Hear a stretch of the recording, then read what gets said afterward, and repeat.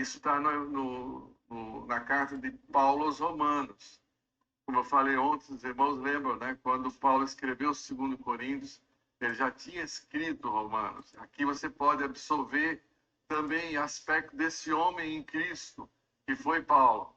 Aquilo que ele cria, que vivia, que ensinava. Lembrando que Paulo se colocava e dizia: Paulo, apóstolo de Cristo. Apóstolo é aquele que é enviado com a mensagem. Isso significa que quando nós ouvimos Paulo, quando nós ouvimos, lemos aquilo que ele escreveu, nós estamos ouvindo e lendo o próprio Senhor, assim como quando nós ouvimos a Cristo, nós estamos ouvindo o próprio Pai. É muito interessante essa relação, estava pensando nisso hoje, e quando ouve Paulo, está ouvindo Cristo, assim como quando ouve Cristo, está ouvindo Deus. Isso é para mostrar para os senhores, para as senhoras, que Paulo falava tendo Cristo dentro de si. Cristo falava tendo Deus dentro de si. E isso me parece, depois dos meus estudos da Bíblia, é uma revelação, uma coisa interessante. Por quê? Porque é difícil chegar para uma pessoa, eu até falando com os meus filhos, e falar que eu tenho Cristo em mim. Eles não compreendem.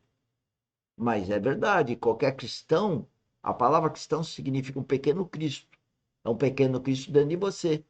Então, quem é cristão sabe que tem Cristo dentro de si. Isso não quer dizer que é perfeito. E esse Cristo tem que desenvolver. E é Ele mesmo que forja Cristo em nós, através do Espírito Santo. Vamos continuar. Quem vê a mim, vê o Pai. Olha lá. As palavras que eu vos digo, não digo de mim mesmo, Aí, ó. mas eu ouvi do meu Pai.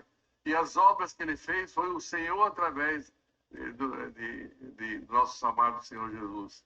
Então nós podemos sempre ver o Senhor na sua palavra, sempre reconhecer a sua escrita.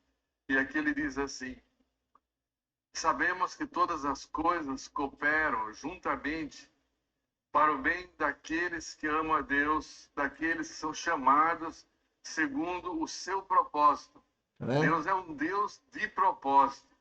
Deus não é um Deus impossível. Deus não é... Deus tem um propósito para cada um de nós, desde antes que o mundo era mundo. Porque Deus é atemporal. um Deus que resolve fazer as coisas de repente. Ele é um Deus que sabe das coisas, ele sabe o que ele quer.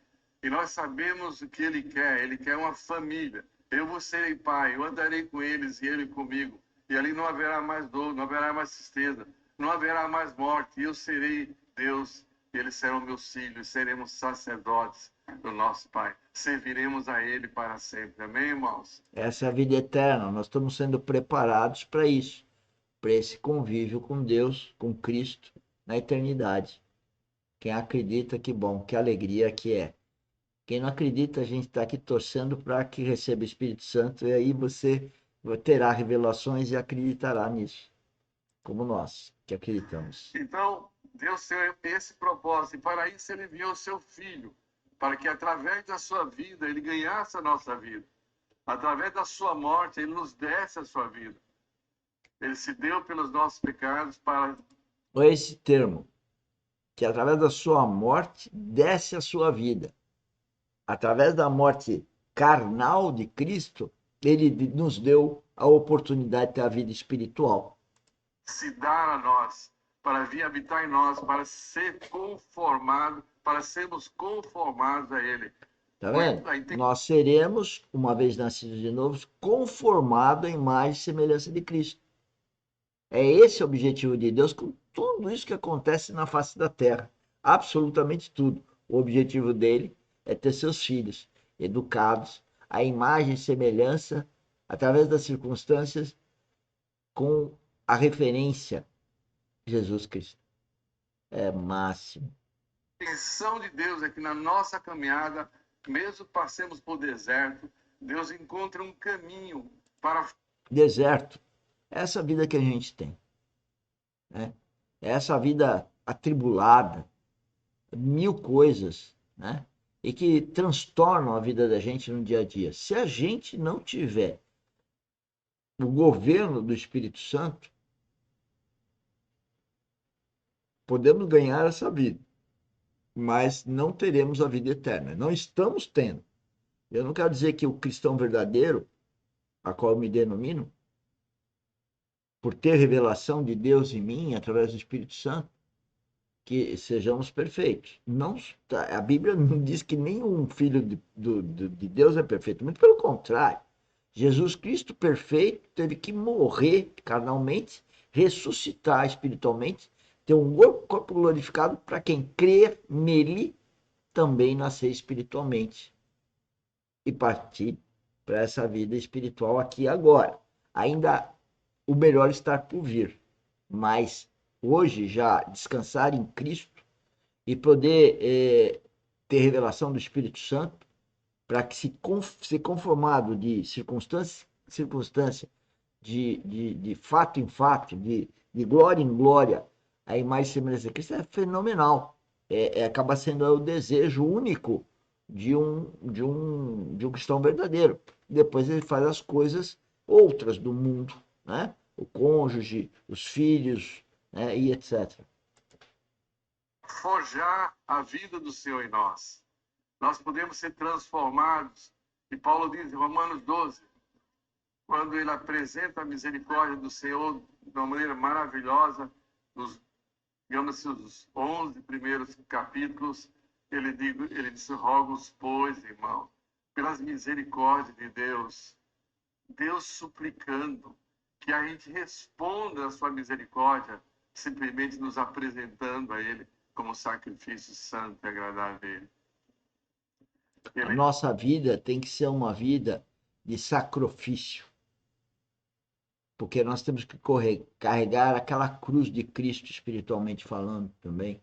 E cada um não tem nada que não possa suportar e carregar nessa vida, né? É uma vida de sacrifício, é um ofício sagrado a Deus. É exatamente esse processo de transformação. Então, o Espírito Santo, ainda falei hoje para minha filha, o Espírito Santo me adverte toda hora. Toda hora eu vejo erros na minha conduta. Toda hora, é modo dizer, é lógico, né? Não é de hora em hora, mas toda hora, modo dizer, de novo, eu vejo um erro que eu cometi no tom, na fala, né? Eu costumo dizer muito dar murro em ponta de faca, né? E eu continuo dando, carnal, né? Eu continuo ainda olhando para o eu, quando eu devia de esquecer totalmente o meu eu e se concentrar em Cristo. Isso faz parte do processo. E esse preletor, né, ele vai comentar alguma coisa, o Ayrton, ele vai comentar alguma coisa sobre algum pecado dele. Vocês vão ver daqui a pouco. Transformai-vos pela renovação da vossa mente. Por que transformai-vos pela renovação da nossa mente? Porque Deus não transformou a nossa mente na redenção. Ele nos redimiu e agora que somos redimidos, nascemos de novo, morremos com Ele, ressuscitamos com Ele, temos uma nova vida. Agora eles sejam transformados pela renovação. Entenderam? A gente tem que morrer com Cristo, nascer espiritualmente em Cristo, ter a habitação do Espírito Santo e entrar num processo de metanoia, metamorfose, transformação, né? Que é isso que ele está falando aí. Nós somos transformados. A nossa mente é transformada, porque a nossa mente vai cada vez mais se assemelhando à mente de Cristo. Você que nasceu de novo sabe disso. Mas vamos falar isso para as outras pessoas, familiares, amigos, assim como a gente está falando aqui na internet, através das nossas lives, da academia, de tal forma que a gente possa estar semeando Cristo, né, essa semente da nova vida, da vida espiritual, que não tem nada a ver com religião. Nada a ver com religião, insisto. Religião não tem nada a ver com vida espiritual. Renovação da vossa mente. Porque a nossa mente é velha, precisa ser Aí, ó. transformada. Quando nós nos convertemos, tem algo a ser feito ainda. Aí, ó. E essa transformação se dá pela renovação da nossa mente. Paulo fala em 2 Coríntios que nós, como um espelho, manifestamos a glória do Senhor na face de Cristo. O espelho reflete